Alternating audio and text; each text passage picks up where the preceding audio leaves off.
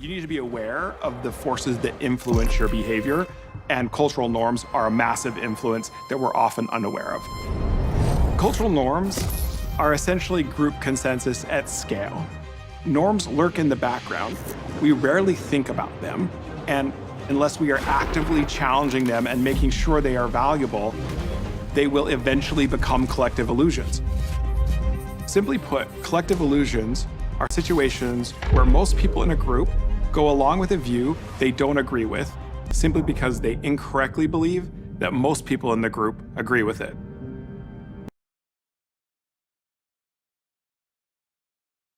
In the 1950s, the social psychologist Solomon Asch conducted an experiment which demonstrated the degree to which individuals will reject what they think is true in order to conform to the majority. In the experiment, Asch showed a test subject 2 cards.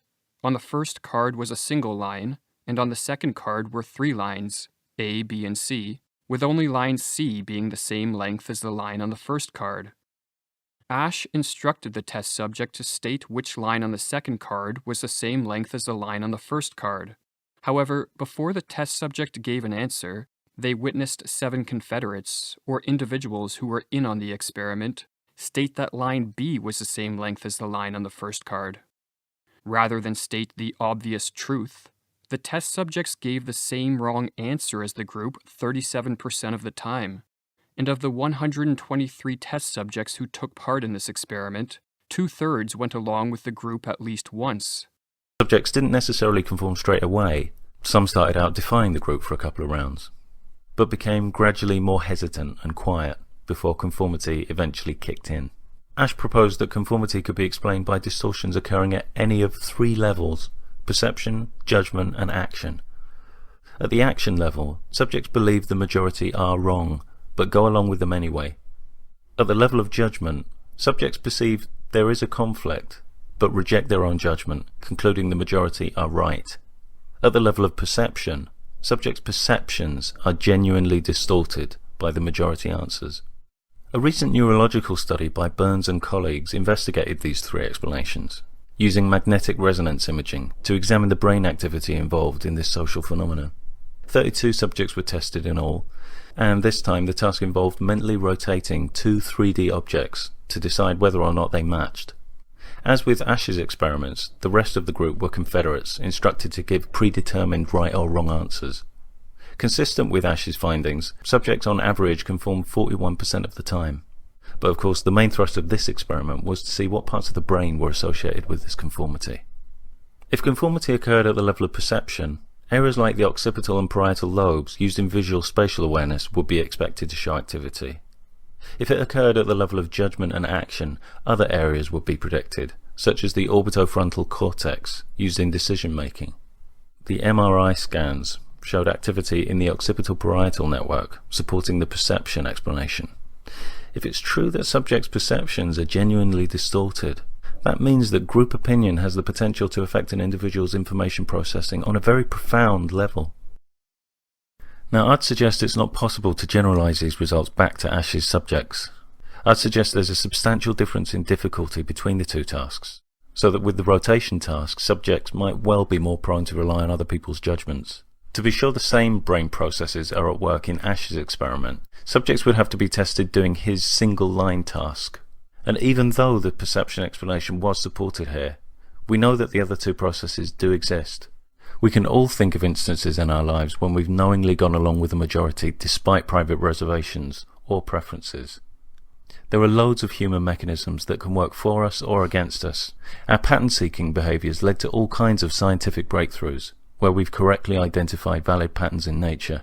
It's also given rise to all kinds of irrational superstitions, where we've imagined patterns and relationships that have no basis in reality. Clearly, conformity can have its advantages. It can give social life a convenient structure, predictability. It allows us to maintain all sorts of helpful social conventions like queuing, without the hassle of constant challenge and renegotiation. But it begins to work against us when we allow ourselves to be tyrannized by group opinion in areas where group opinion simply shouldn't figure.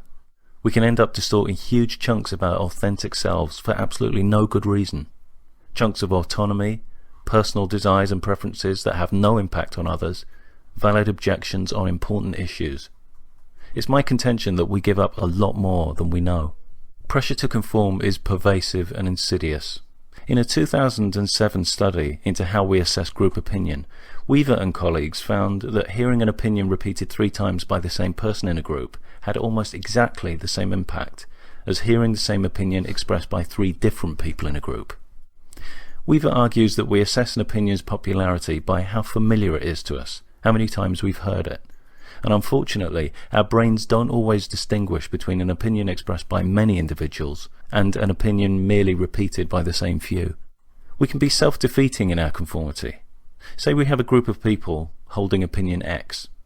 Unbeknownst to the group, half of them secretly disagree, but due to the social penalties they've seen dished out to a few individuals who have disagreed, they keep quiet. By conforming, we add to the statistics of groups we don't actually belong to, and perpetuate the idea of majorities who may not actually exist. Imagine if none of us conformed in that way, how that would change the social landscape. Just knowing about Ash's experiment makes us less susceptible as potential subjects in similar experiments. The more aware we are of our vulnerabilities to conform on any level, the better we're able to defend against it. It's easier to be skeptical towards groups we don't belong to, or that we've broken away from. But conformity really kicks in the groups we identify with. To get the support and acceptance we might seek from those groups, we can find ourselves giving up more than we bargained for in return. Being part of a group doesn't mean agreeing with every part of that group. We should always feel able to voice legitimate criticisms with any group. When we stop feeling able to do that, we give those groups a status and authority that they don't deserve, and that they actually don't possess. If a group can't handle legitimate dissent, it's not a group I want to be part of. There's nothing magical about group consensus that guarantees that it is a fact. It can just literally be consensus because no one's ever challenged it.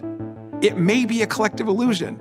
The group may not actually believe this, but because you think the group does, your willingness to conform and your unwillingness to challenge what you think the group believes will actually contribute to leading the group astray.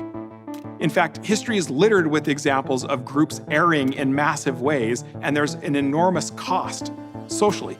In the 60s, a majority of whites in the South no longer approved of segregation. They wanted desegregation and integration. However, they were fully convinced that most white Southerners still favored segregation. In other words, they were under this collective illusion, right? And because nobody was willing to challenge the belonging to their group, we allowed segregation to continue for many years because we were behaving in ways that were no longer consistent with our values.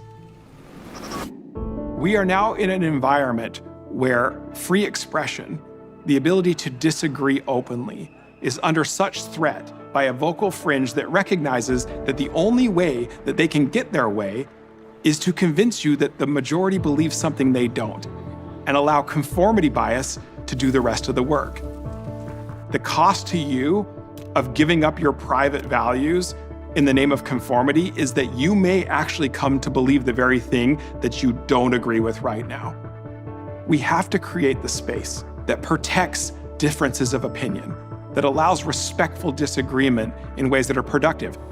If you understand that fact, and you create the enabling conditions that allow everyday people to reveal who they really are to each other, these illusions can crumble in a hurry, and social change can happen at a scale and pace that would otherwise seem unimaginable.